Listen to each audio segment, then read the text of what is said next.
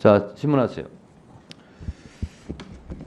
네, 지금 쭉 보면은 여당에서는 이 탄핵 청문회가 재판 관여 목적 아니냐라고 하는데 오히려 지금 여당이 재판 관여 목적으로 계속 질문은 안 하고 주장만 하고 계신 것 같습니다. 자, 이 사건은요, 박상용 검사가 위법 행위를 저질렀느냐가 핵심이에요. 그리고 거기에 대해서 우리 이제 증인분들이 나와 계시는데요. 보면은 허위 증언, 진술 요구, 회유 협박 이런 것들이 있었냐가 굉장히 중요한 한 가지 사유고요. 또 공범을 분리시켰냐, 또 하나는 접견 절차를 위반했느냐, 그리고 변호사까지 동원해서 회유했느냐, 이런 것들이 이제 중요한 탄핵 사유입니다. 거기에 대해서 먼저 좀 질문을 하는데 질문을 드릴 건데요. 그 전에 다른 거 하나 먼저 질문 드릴게요. 지금 검찰에서는 이화영 증인께서 정치인이다, 국회의원까지 지낸 분이라서 허위 자백을 할 리가 없다. 자기들이 아무리 회유하고 압박해도 넘어갈 사람이 아니다. 이런 주장을 하고 있습니다. 여기에 대해서 짧게 답변 주십시오.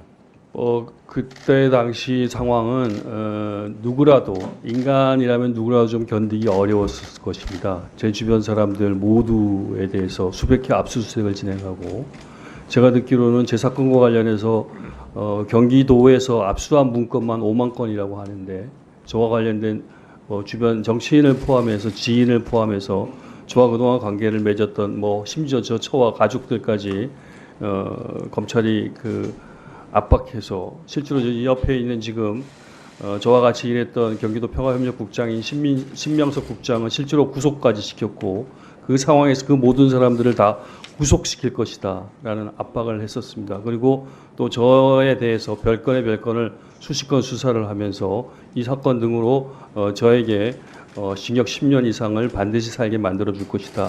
이런 식의 압박이 있었기 때문에 제가 그 부분에 대해서 조금 애매하지만 좀 검찰 측에 협력하는 제스처를 취할 수밖에 없었던 그런 상황이 있었습니다. 네. 자, 실제로 검찰은 경기도 도청에 압수수색을 위한 사무실까지 만들어 놓고 장기간 압수수색을 진행을 했어요. 그것도 알고 계세요? 그건 잘 모르겠습니다. 그건 잘 모르세요? 네. 네. 자, 뒤에 이제 김강민 변호사 계시잖아요. 이거 짧게 하나 묻고 넘어갈게요. 허위 자백을 한다. 그러니까 진술의 임의성이 있냐 없냐가 다툼이 생길 때 진술의 임의성은 검사가 입증해야 됩니다. 맞습니까? 네, 맞습니다. 네.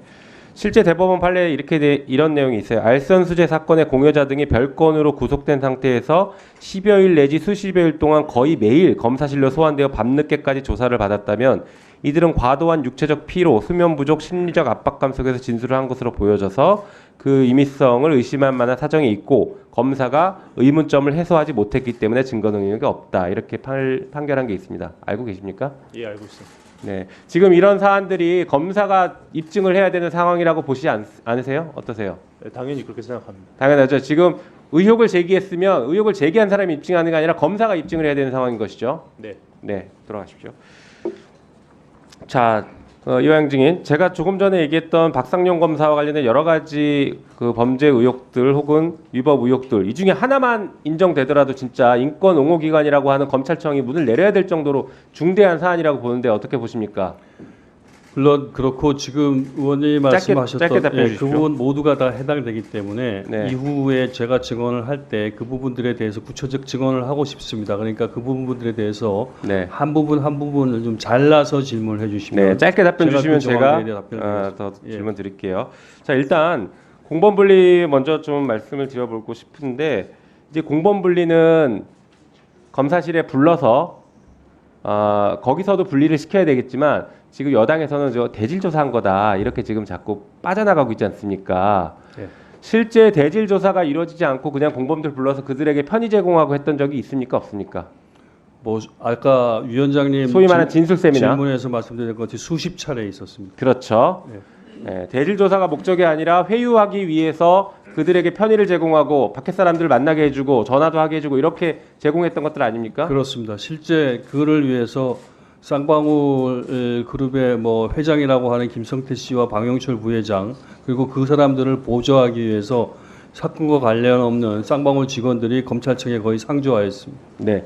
자, 보니까 우리 이화영 증인도 저희가 이제 전체 출정 기록을 받지는 못했고 일부를 받았는데 실제 이게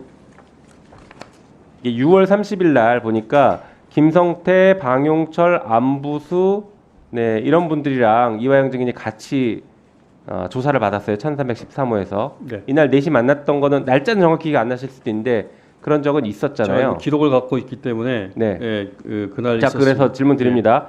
이날 출정 시간은 비슷한데 돌아간 시간을 보니까 이화영 증인은 23시 17분, 김성태 23시 17분, 방용철 23시 17분 다 똑같은 시간에 돌아갔습니다.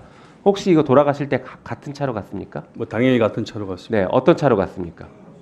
구치소 측의 호송차로 갔습니다. 호송차? 예, 그 버스가 대기하고 있었어요? 그렇습니다. 그러면 그때 같이 돌아갈 때 이 공범들 간에 분리해서 앉았습니까? 아니면 같이 앉았습니까?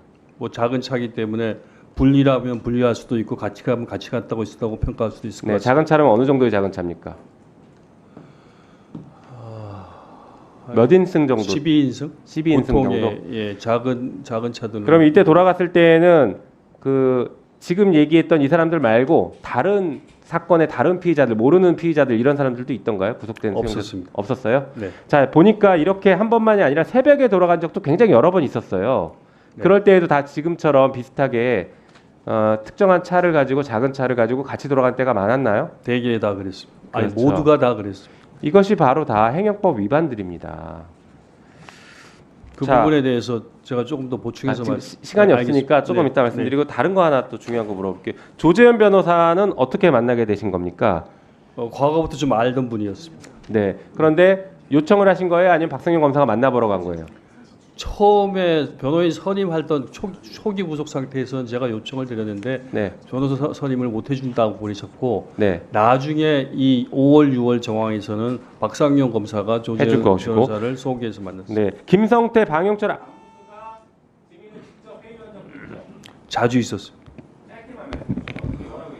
특히 뭐 김성태 씨는 여러 가지로 많은 그 압박을 했었습니다. 그러니까 예를 들면 자기가 뭐 그 거짓 진술을 많이 해가지고 나와 내 주변인들, 특히 이재명 대표에 대해서 결정적으로 불리한 진술을 자기가 다 해놓겠다. 이러한 것들이 준비되어져 있다. 어차피 저한테 뭐 개인적으로 부지사님 혹은 형님이라고 부르는데 부지사님이 뭐라고 하든 간에 이미 다이가 준비되어져 있으니까 어차피 이 상황에서 좀 빠져나가야 되기 위해서는 검찰의 비위를 맞춰주는 게 좋지 않겠냐는 식으로 김성태 씨가 지속적으로 박상용 검사께서 아주 여러 차례 10회 이상 김성태와 저 둘만 교도관 배석 없이 얘기할 수 있는 기회를 만들어 줬습니다. 네. 최진우 의원님 질문해 주세요.